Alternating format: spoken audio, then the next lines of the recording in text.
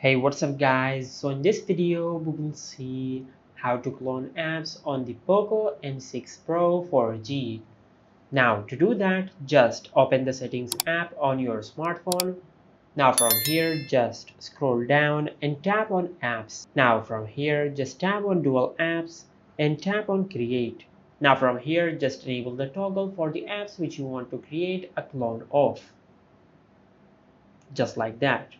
Now just wait for a few seconds for your smartphone to create the clone of the app which you have selected. Just like that.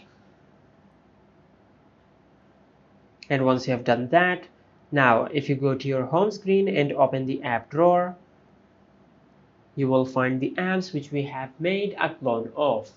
And as you can see, the cloned version has an icon at the bottom left corner to indicate that this is the cloned version of the original app. And this is how you can clone apps on the Poco M6 Pro 4G.